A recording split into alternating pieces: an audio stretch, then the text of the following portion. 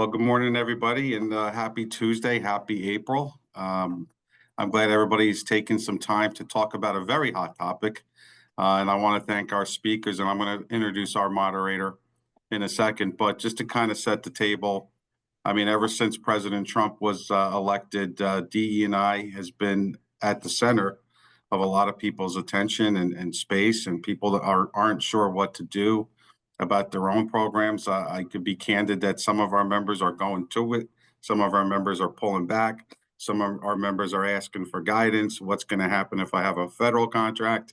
I've been following what's been going on in Trenton. I know that Matt Placken, our Attorney General, issued a directive basically reinforcing the DE&I, and it comes back down to the whole law against discrimination. And so there's a lot to talk about today. And I'm happy that we have a great panel of speakers. This is being recorded because we want to share it with the larger group later this week. But with that, it's my pleasure to introduce our moderator, Lucy Sorrentini, who I've known for a while now. She is the president and founder of Impact. Lucy has been a speaker before our group on a lot of these issues, including DE&I. So Lucy, good morning, and the floor is yours. Good morning. Thank you so much, Tony, and thank you so much, everyone, for attending. And to our esteemed panelists, who will each introduce each other shortly. I thought what I might do to sort of ground the conversation, ensure that we all have the same context and baseline, is just talk specifically about what it is that we're going to cover today. We do want to allow at least 10 minutes on the back end for Q&A, and much of what the panelists will be speaking about today are, in fact, as Tony mentioned, the hot topics that we continue to see as recurring themes and questions that folks have around this topic of diversity, equity, and inclusion at the intersect also of AI and artificial intelligence. And so a few focus areas for our discussion. One is that we're hopeful that as part of this dialogue, we're going to establish a baseline and common understanding of what we mean when we talk about DEI and AI. So what does it mean in the context of business? Similarly, we're going to talk about insights that relate specifically to the current landscape and explore what those business and talent impacts are. So how should we be thinking about what's happening, and how should we be planning for this shift in focus? We will dive a little bit deeper into the current state of regulatory guidance and best practices, and how as organizations we can do our best to avoid risks on either end of the conversation, as well as share best practices for maintaining commitment, right? Recognizing that this is really largely a values-based discussion. So how do we think about maintaining commitment to those elements that are critical priorities for our businesses and for us as leaders? And then lastly, obviously, answer any questions and leave you with information on how to make better, more informed decisions and some next steps. So with that, I'm going to ask each of our panelists, I'll start with Dr. Denise Richardson, to give a little background on themselves, introduce themselves to the group. And if you could answer and start with the question around, why is this topic important to you personally? So I'll start with Dr. Anderson, please. Yes. Good morning, everyone. My name is Denise Anderson. I serve as the inaugural Executive Director for New Jersey's Public Health Institute, the Center for Health Equity and Wellbeing. I also have a consultancy firm, Denise Anderson and Associates. And, and I provide DE&I services in that consultancy firm. This topic is important to me, leading with my demographics that you are able to see here on the screen as a Black female all my life. I've done this work in one form or another. And, there's still much work to be done. This is why we have the Civil Rights Act. This is why we had affirmative action. This is why we have diversity, equity, and inclusion. And I am, happy to be here having this discussion with you today. Thank you. Thank you so much. Ken Rosenberg, can you introduce yourself as well? Yes, sure. Thank you very much for having me, first of all. I truly appreciate the opportunity to present to the members on this important topic. I am a partner with Fox Rothschild in its labor and employment group. I represent employers and federal contractors with a host of labor and employment issues, one of which is representing and preparing affirmative action plans for federal contractors and subcontractors. I've literally prepared thousands of them over the past 20 years. I also represent state contractors that have to prepare affirmative action plans for state-related contracts. And we have a very vibrant DEI practice and initiative. We counsel a lot of employers on their DEI initiatives, and I'm pleased to be here. Thank you. Thank you so much. Anne Marie Luciano, please. Good morning, everyone. Happy to be here. I am a partner at Cozen O'Connor State Attorney's General Practice, and I advise companies who are facing either state attorney general investigations, enforcement actions, litigation, or who seek to proactively mitigate against and prevent regulatory risks from state AGs, any of the 50 state AGs. And since the issuance of the executive orders, we've been working with our labor employment colleagues on advising clients on how to mitigate against state attorney general risk and federal risk with respect to diversity, equity, inclusion policies and practices. Excellent. Thank you, Anne Marie. So it's, as you all can see, we've got an esteemed panel, lots of experience specifically in this topic, which is quite frankly unusual to have this level of expertise on one panel. So I thank you all. I guess I want to start, Denise, and maybe having you take this first question, which is specifically about thinking about DEI as a term in its broadest context. How would you define it, and what are some of its key components that we should be aware of? Yes, thank you, Lucy. And so, diversity is about representation, and it includes, but it's not limited to race, ethnicity, and gender, but we're talking about religion, national origin, citizenship status, what language you speak at home, your sexual orientation, age, ability, veteran status, socioeconomic status, where you live, and other relevant factors.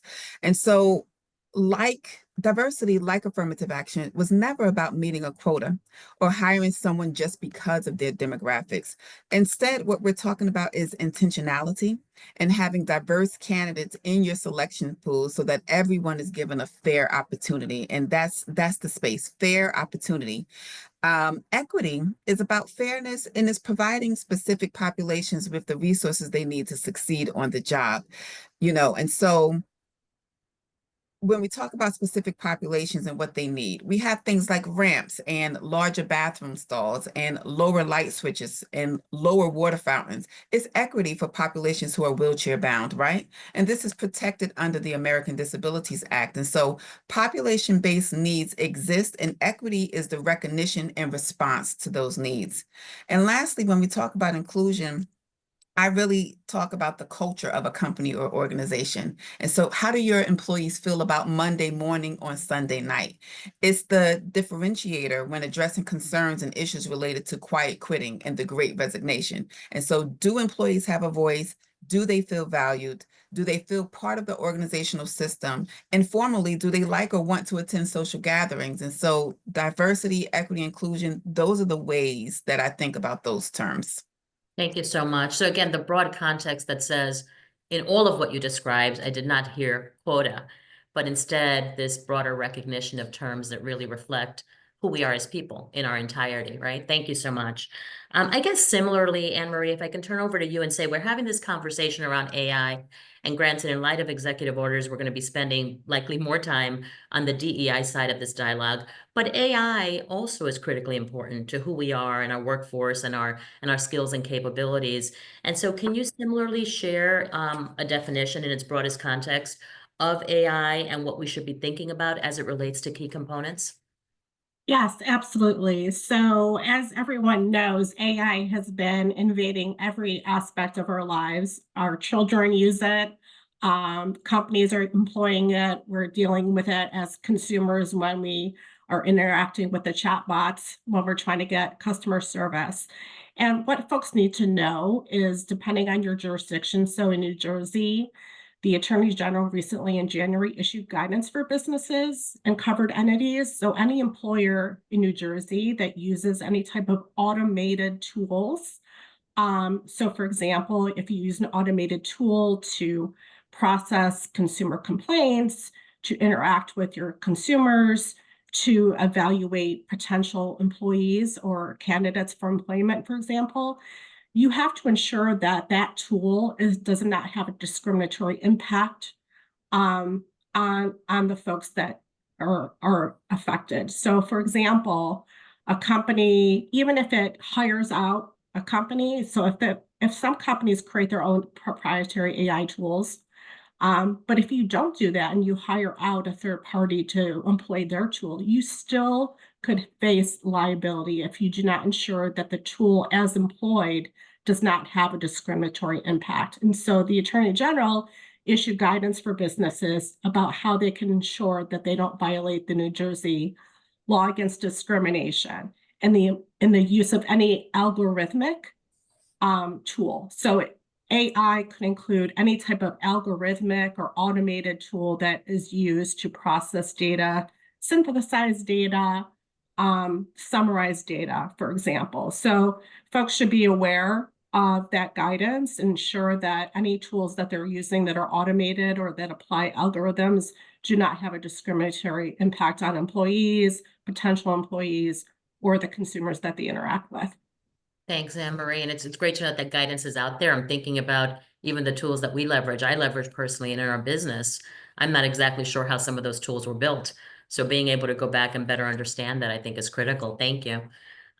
So I guess as we think about then DEI and AI and this intersect that we're seeing in the workplace, this intersect, I'd love to hear from Ken and then maybe Denise on what you see as both the benefits and the challenges. So broadly and specifically, what do you see as both benefits and challenges, Ken?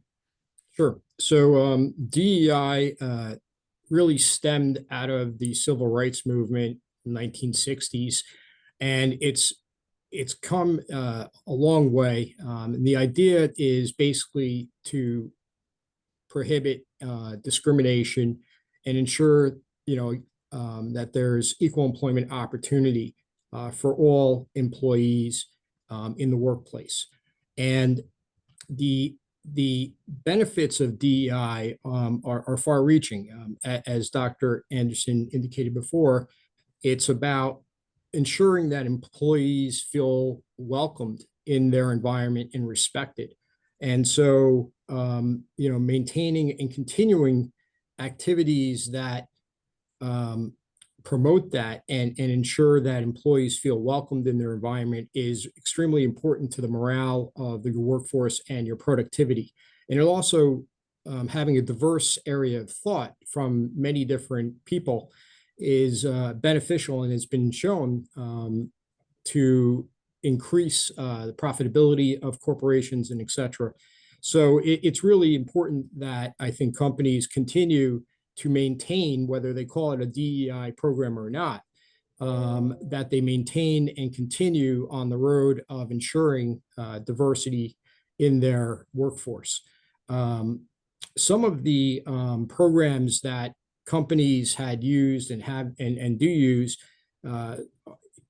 that have been useful include employee resource groups, but there's ways to essentially ensure that these ERGs are not deemed to create an unlawful preference, which would be prohibited by these executive orders. For example, if there's an employee resource group that is intended to assist women, for example, in their work environment, to say women and their allies, right? Because men may have an interest in promoting those groups as well. Similarly, employers have used celebrations of various demographic groups, for example, Hispanic Heritage Month or Black History Month and Veterans Day. All these types of potential programs and celebrations of each other's diversity is very important, and is important to continuing. Obviously mentoring, but ensuring that mentoring is provided to not just one specific protected group, but to all. Those types of things are very beneficial. The risks are that if you improperly provide diversity, equity, inclusion programs to only specific groups and exclude others, it could be deemed to be an unlawful quota or preference. And that's where I think companies have some risk and need to examine whether, for example, if they have a program which reserves specific board seats on their board to specific protected groups, that perhaps they change the language in their corporate governance documents to ensure that it no longer says that. Doesn't mean that you shouldn't be considering a broad array of individuals and diverse group of individuals, but it's now with these executive orders, it's important to carefully examine the language to ensure that we don't step on any minefields. Love that. Thank you so much. That was a broad response, and I think I caught something that you said very specifically about as we engage and think about DEI, there are actually stats and many of them that support that there are direct business benefits. They're correlated to a broader diversity, equity, and inclusion footprint within and across organizations, right? So whether it be around performance, or whether it be around engagement, or whether it be around profitability, there's actually data and stats that support it. But to your point, heard it loud and clear also, there has to be programs that are inclusive of everyone. So I appreciate that. Dr. Anderson, I'd love sort of your response to the same question as you think about all that's included at the intersect of these initiatives. What do you see as sort of what's included and then what the benefits and challenges are? Yes, I mean, I definitely believe that DE&I is just good business practice. We're in a global economy. And so if we're talking about a global economy, that means that we're not all monolithic. And so if you're focused on your bottom line, your product and service, it seems to me that you want it to be palatable for as many individuals as possible. And the way that we achieve that is that we're making sure that we have representation across all aspects of the business. And yes, not just your direct service providers, but in leadership roles, including your board of directors. DE&I embedded the right way, I'm going to say, impacts your entire employee life cycle. So it's how we source candidates, making sure that we have unbiased hiring. What are the career development opportunities, promotions, standardized performance appraisals, your compensation, equal pay for equal work, and then even in terminations, is there consistency, the way that works? The challenges is, the misconceptions, and I'm going to say rhetoric about what it is and what it is not. And then, of course, the targeting of DEI practices are a challenge, especially now. And I'm not, removed from the fact that it is of concern, because in order for us to do the work that we do, resources in the form of, money and capital is important. And so we have to make sure that we are not setting ourselves up, to be targeted for the work that we know is necessary. I appreciate that. And even, it's interesting at the beginning of this conversation, as our participants were joining, we started a small sidebar discussion around the fact that these DEI executive orders have really impacted all industries across all sectors in different ways, and likely will impact more to come, right? So this is not inclusive to only those that focus on DEI or only those that do or do not have DEI programs, but instead the population at large. So thank you for that input. Anne-Marie, I'd love to come to you with this next question, and this one is maybe a little bit of a tricky one as we build, but as again, playing on the DEI and AI intersection and thinking about sort of out into the future and what can we expect more of by way of integration and potentially even more scrutiny around, and would love to get your perspective as you talked previously as well about the state attorney general's position. So you can either take those as one questions or two, but I'd love to get your perspective on that. Yeah, I'll start with the state AG's guidance. So the good thing for citizens of New Jersey is that the AG has been great about issuing plenty of guidance about both the executive orders on DE&I as well as about how companies can comply with New Jersey law with respect to algorithms and the use of artificial intelligence. So with respect to the executive orders, around early February, the AG was part of a letter issued by 16 state attorneys general that sought to provide guidance to companies, any type of private employer, government contractors, those who don't have government contracts, nonprofits, about how to think about the executive orders, what they change, and what remains the same in the eyes of those AGs. And those AGs argued that the executive orders make clear that unlawful discrimination of protected characteristics remains unlawful, and to the extent a diversity, equity, or inclusion program provides for an unlawful preference, that would be unlawful. But the AGs explain that the executive orders, in their view, do not change the fundamental law that diversity, equity, inclusion programs, as lawfully created, remain lawful. And they provide very specific practical guidance for folks about how to develop and maintain their programs without running afoul of state and federal law. They also say in their letter that the absence of a diversity, equity, inclusion program or someone removing such a program could be a consideration that they as state enforcers would consider as to whether or not a company or business failed to take adequate non-discrimination measures. So people should keep that in mind too, that, you know, even if you have a federal contract that you're thinking about, you want to be able to thread the needle of reviewing your program to ensure it complies with federal law, but also ensuring that you comply with state law. And some businesses have both state contracts and federal contracts, and those state requirements oftentimes do require evidence of an affirmative action program or diversity, equity, inclusion program.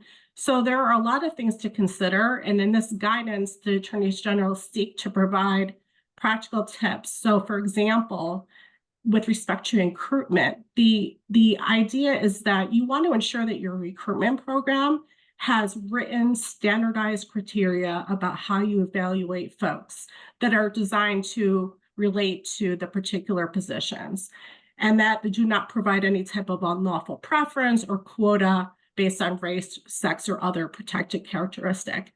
The AGs also provide guidance about how you can ensure that your training programs, your professional development programs, your mentorship programs ensure that there is no unlawful preference, but also prevent discrimination. And they give practical guidance about how businesses can do that and maintain their employee resource groups, for example, and how they can maintain training programs to ensure that there's no allegation of discriminatory effect or conduct. And finally, they provide guidance about once you have your program, you've reviewed your program for compliance, about how you can assess it, monitor it, and ensure that it continues to work to ensure that employees feel that they're heard, that there's not any type of discriminatory impact in the program. So I encourage everyone to look at that guidance from the Attorney General about how you can maintain a diversity, equity, inclusion program lawfully according to the New Jersey AG placket. And also, as I said before, with respect to artificial intelligence, the same guidance that the AG issued refers to the fact that you have to ensure and monitor and evaluate whether the tools that you use have some type of discriminatory impact or effect. Intent, as he has said, does not matter. So of course, your intent is not to have a discriminatory impact. If the results of your data or the use of your tool show that there is a discriminatory impact, that is something that you have to evaluate and address. Appreciate that. Thank you. It's interesting. I was smiling when you talked about and you referenced the difference between potentially the requirement at the federal level versus a state level. And so just last week, we submitted from my firm, for Impact Consulting, a proposal for Florida State. And up front, sort of page 1 of the document talks about requirements so that if you are a minority small business, if you are a women-owned small business, sort of identify up front. And I actually thought it was a trick question in light of sort of all that's going on. I wasn't sure if I was going to answer it or not. But again, being a Hispanic and women-owned small business, what we know is that women-owned small businesses and Hispanic women-owned small businesses are typically less than 5% of that supply chain, even though our population as small business owners is a much higher percentage or proportion. And so that balance between federal and state is so critically important, and the recognition that every state is different, not just the state of where you reside, but the state of where you work. And so I appreciate that guidance. Thank you. Yeah, I'll just add to that, Lucy. one important point on that is that, of course, every state is different. And so businesses that have offices in multiple jurisdictions have to look at both the state and federal laws, regulations, and guidance. But on the question of reporting demographics, Illinois had passed a law that required nonprofits to report their demographic data about the employees in the organization. And the Department of Justice recently intervened in that litigation challenging that statute, arguing that the reporting of demographics violates federal law. So there is a conflict in some jurisdictions about a state obligation to report demographic data, for example, or state obligation to affirmatively attest that you have an affirmative action program, and potentially the federal government's interpretation of federal law. Got it. Got it. Thank you. And so, Ken, I'm going to come back to you for a second because I realize that we're sort of talking about these DEI executive orders, and we really haven't talked about what they are and how they are impacting organizations. And so you can just go back a step and clarify for us for the benefit of the group, right? What is exactly included when we talk about DEI executive orders, and in the work that you do as part of the DEI practice to support companies, how does that show up as it relates to company policies and practices? Sure. So there are effectively two executive orders that were enacted by President Trump in February. The first was Executive Order 14151, which is entitled Ending Radical and Wasteful Government DEI Programs.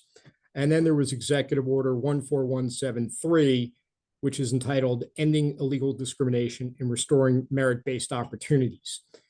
Executive Order 14151 is primarily directed at the federal government. It basically provided that all federal agencies that had enacted DEI programs had chief diversity officers that was providing or had giving out federal contracts and had federal DEI requirements for participants to affirm or create affirmative action programs, grant federal grantees.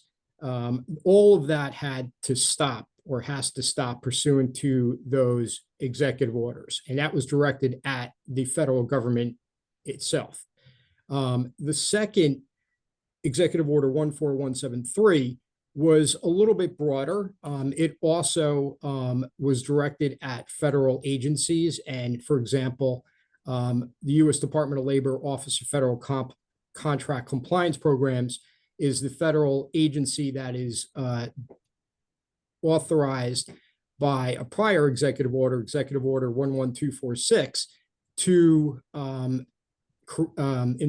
require federal contractors to create affirmative action plans as a condition of obtaining federal contracts. And not all federal contractors were required to prepare affirmative action plans.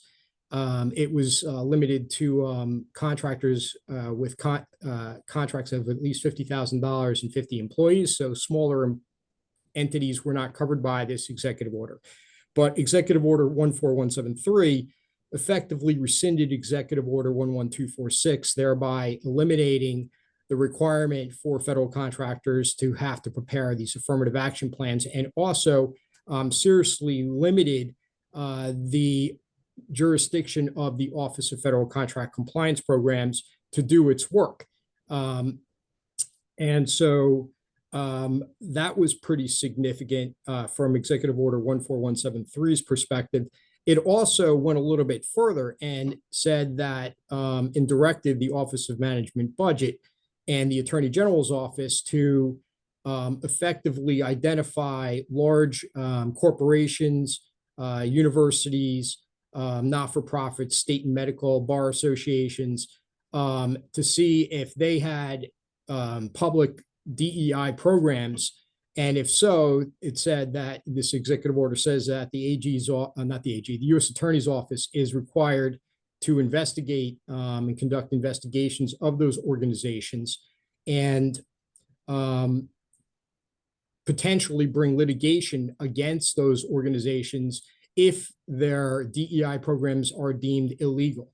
And again, as we've talked about, in order for the government to conclude that a company's DEI program is illegal, it would have to conclude, or at least have some evidentiary basis to show that the company is engaging in either unlawful quotas or preferences.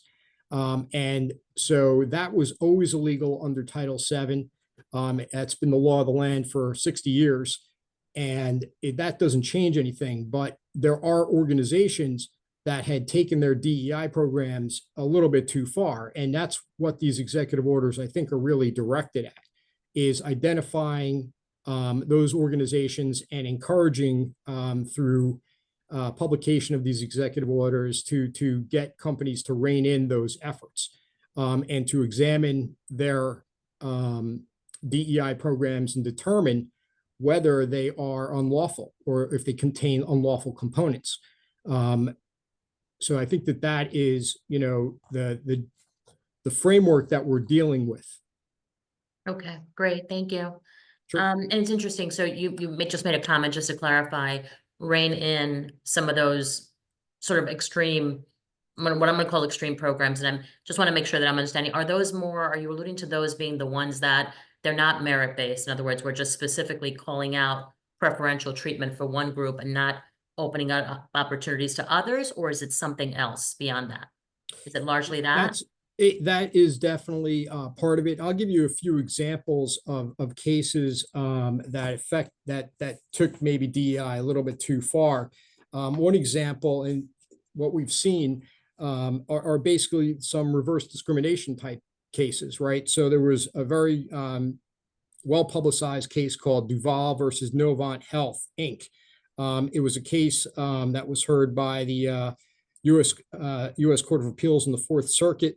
And in that case, that involved Mr. Duvant. He was a senior executive for Novant Health, I believe in their marketing department, had accomplished a lot of things throughout his career, and suddenly found himself being terminated by the organization. The case talks about some reasons that were given by the company that the court ultimately determined were kind of trumped up. Mr. Duval was a white male and lost his job, and then was replaced by a Black female. And so he brought a reverse discrimination lawsuit against the company. And the court, there was a trial. There was a very large award, I think $300,000 in compensatory damages, and millions of dollars in punitives. So that is the type of scenario where we're talking about, potential diversity, equity, inclusion, good intentions, I think, that go awry is really the lesson there. And then there have been other cases as well. So for example, in the U.S. Court of Appeals, the 11th Circuit, American Alliance for Equal Rights versus Fearless Fund Management, LLC. In this case, this was brought by a private entity. There are several entities out there now, not-for-profits, that are challenging companies' DEI efforts by bringing lawsuits and saying that they're discriminatory in a reverse nature. And in that case, Fearless Fund Management had created a program for minority businesses to apply for funds to essentially they won an award, but it was the application process. The award was only for organizations that were minority owned. So that case was another example of an organization that was trying to assist through DEI efforts, entities based on protected characteristics, and that was basically shot down as well. And then the last case, another example, is happened in the U.S. Court of Appeals, 10th Circuit, Young versus Colorado Department of Corrections. That was an instance where a correctional officer was required to attend a training program, which basically was DEI based, and effectively he alleged that by requiring him to attend this training session, it created a hostile work environment. And the court examined that case and ended up dismissing it as not constituting a real harm to him. He basically alleged it was a violation of Section 1983. He was required to attend these mandatory equity, diversity, and inclusion trainings, and they said that doesn't arise to a specific harm. So there are many different types of DEI programs that could be deemed appropriate or lawful. And then there are some that, depending on how they're structured, could be deemed reverse discrimination. Appreciate that. Thank you for those examples. You're welcome. I guess if I can go back now to Dr. Anderson, and then I'd welcome any additional feedback that Anne Marie and or Ken you want to share. What do we know, right? We know that we are dealing and we are in a highly litigious society, right? More than ever. We know that this DEI topic is a hot button, no matter what side of the conversation you're on or what you support. We know that in its broadest terms, as Dr. Anderson defined, when we think about DEI, it is values-based, value-centered. It includes everyone. It's not meant to exclude everyone, right? So those are the facts. That's what we know. But even then, because we are dealing in this high level of scrutiny and regulation, we're needing organizations and leaders balance risk and balance, our values, our organizational values and mission. So I'm just curious, Dr. Anderson, what recommendation you have for participants around how to do both, how to balance both, over the next month, 2 months, 3 months, until we get more definitive responses to what's happening today. Thank you, Lucy. I appreciate that question. And so I'm going to say that it's less about what you say or call it, and it's more about doing the work, right? And so if we're talking about genuine diversity, equity, and inclusion, that means that it's embedded in your systems and policies without the need for a separate DEI policy, right? And so if we're talking about the very first component of the HR life cycle, we're talking about recruitment and having diverse representation in your applicant pool. And so I don't see a need to have a DEI policy for recruitment, but in your recruitment policy, when you're talking about sourcing, I can see it explicitly written that when you have a job posting, that you're going to send it to chambers across New Jersey. That's embedded in there because we have diverse chambers, right? And so every position that you have, you're going to send it to the Veterans Chamber, the Hispanic Chamber, the African American Chamber, the LGBTQ Chamber. You see where I'm going with this? And so it's not a separate policy, but you are committed to representation in your applicant pool. And one of the ways in which you can achieve that is because what we hear by the default is that, they're not out there. We can't find them. But we haven't been intentional about where we post that job description to try to get in qualified individuals with diverse demographics, and committing to sending your job descriptions to diverse chambers across the state is a way to try to get a diverse pool. So it's things like that, right? Diversity and inclusion work, it's going to endure. There's always work to do in terms of being debiasing our work. There's always things like mentorship and family-friendly policies and having flexible work options where possible. And the other thing that I'm going to talk about is having aspirational goals and metrics. Now, I sit on the board for the African American Chamber of Commerce of New Jersey. Lucy, to your point, we're still talking about the disparity study results that came out over a year ago that showed that, Black-owned businesses received less than 1% of state contracts over the past 5 years. And so when we talk about things like that, we know that in neighboring states like New York, they're doing much better and they have aspirational goals. And so, we measure what we treasure. Having things like workplace metrics where you're looking at your learning and development and mentoring programs, you're looking at your workforce metrics like, your board diversity and having pay equity audits, your marketplace metrics, what does supplier diversity look like, community metrics, how are you contributing to grants or charitable giving where your footprints are, and even society metrics where you're focused on systemic issues such as education and maybe wealth building and financial inclusion. These things don't have to show up in a annual report that you're having, and all of your goals and metrics within the company don't necessarily show up there either. But if you are looking at these things and you are making decisions about these and you are embedding this into your systems, into your policies and procedures as just what you do, I think that that's the way that we need to look at, DE&I initiatives. Thank you. Thank you. That was, again, incredibly comprehensive. And just as you're thinking about it, I'm thinking, hey, if we can grab onto 1, 2, or 3 of those, not necessarily all of those, we'll continue to make movement. Thank you. Anne-Marie, anything you want to add to that as we think about balancing both the high regulation and our commitment to DEI?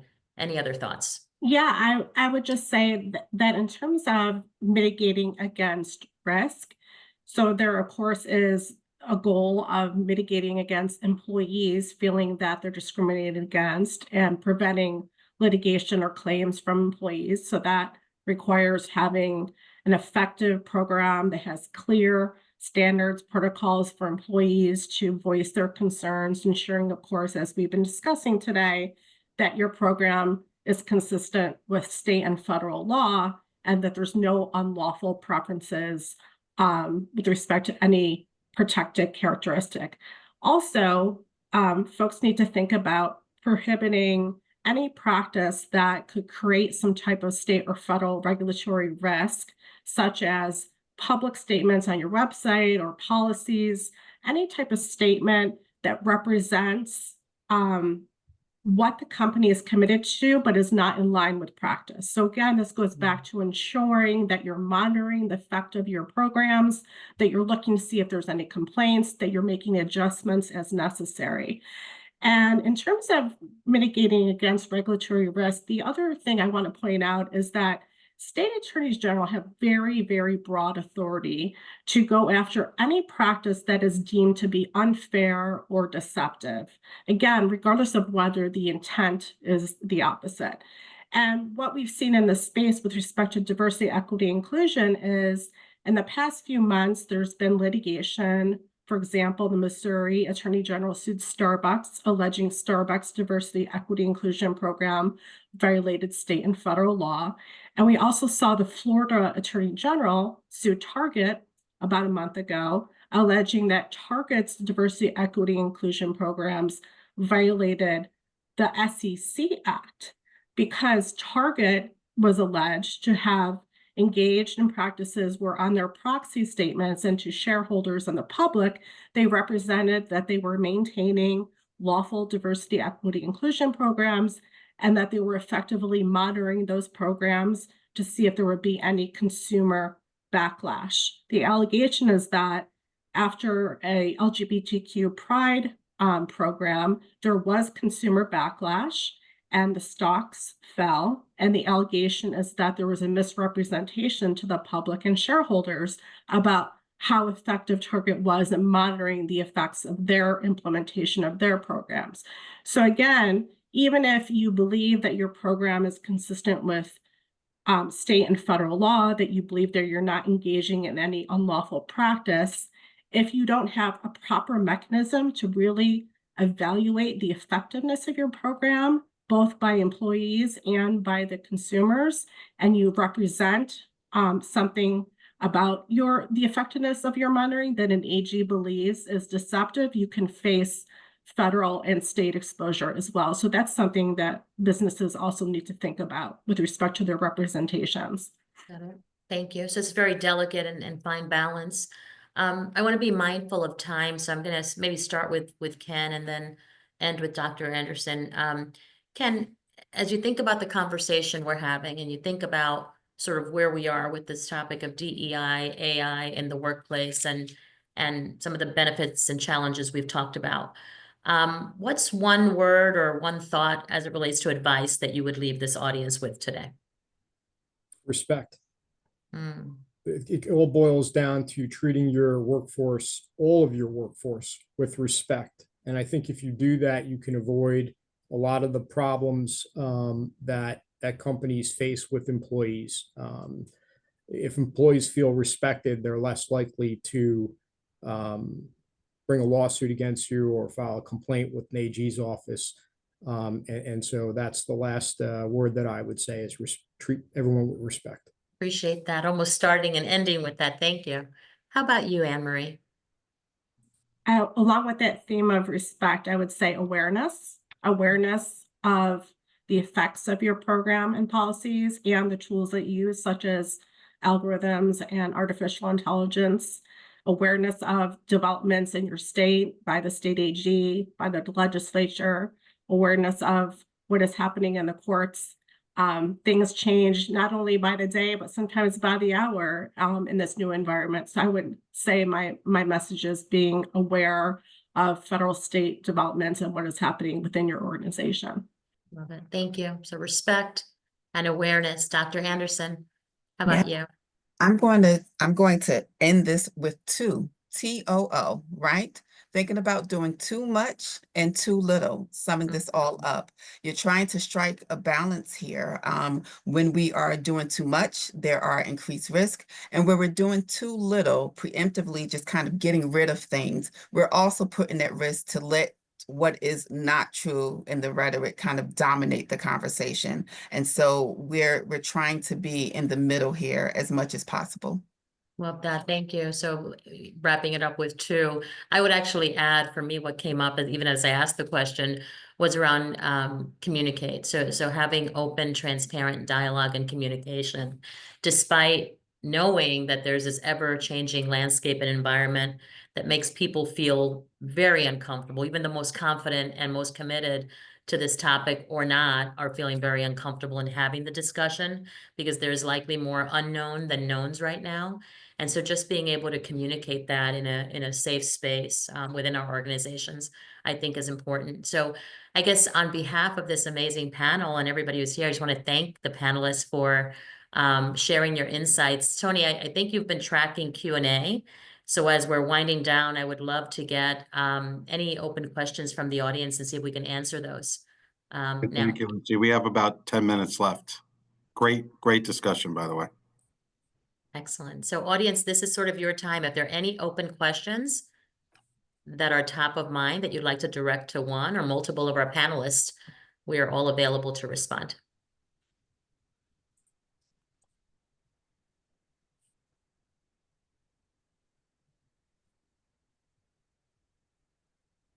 Gotta be at least one. Come on.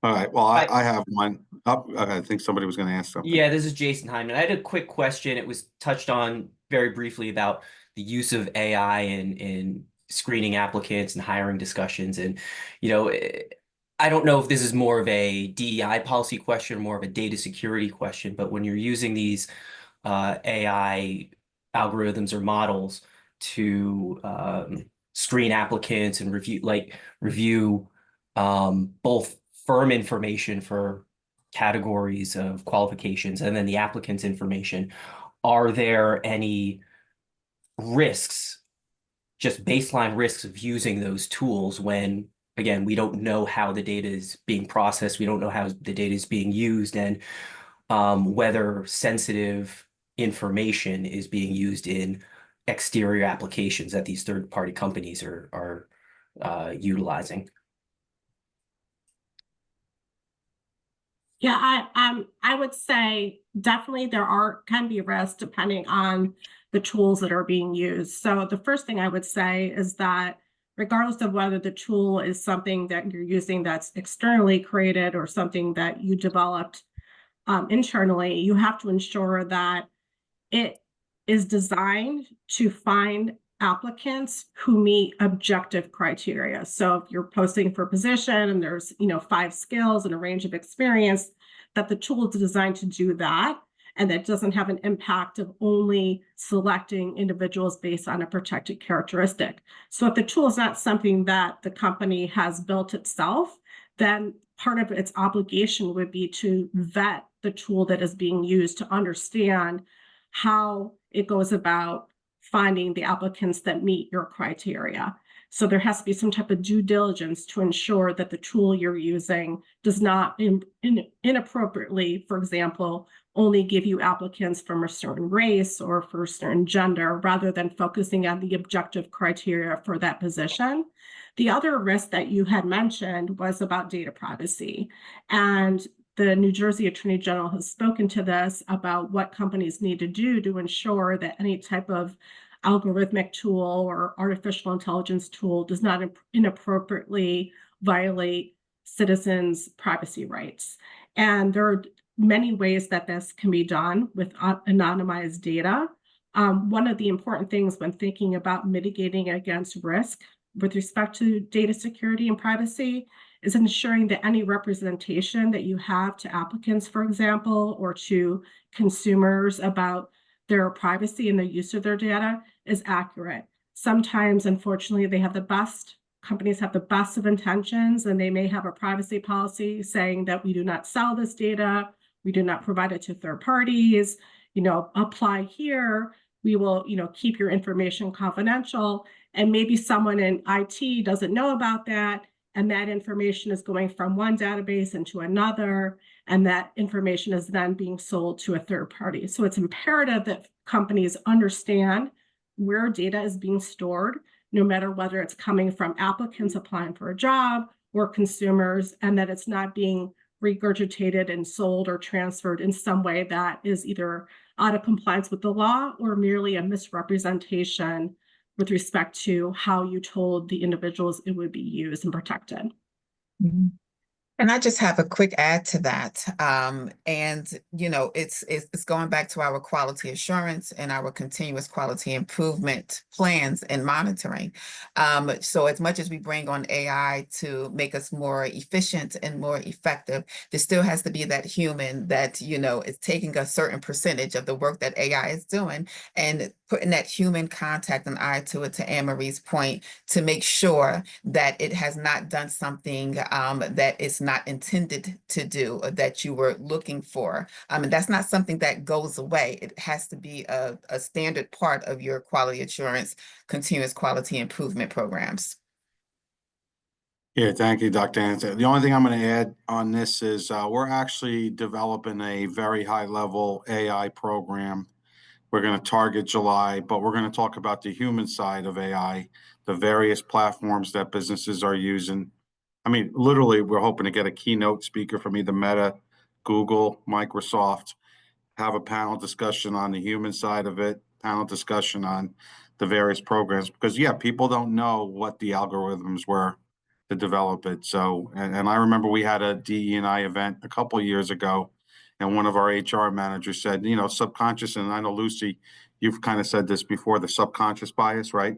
Begins, and even on a resume on somebody's name, you could have that subconscious bias just by reading somebody's name, right? And you may not even be aware of it. So, I think stay tuned. That's going to be in July. If anybody wants to kind of weigh in on it, just check in with me or one of our team members on that. Other questions?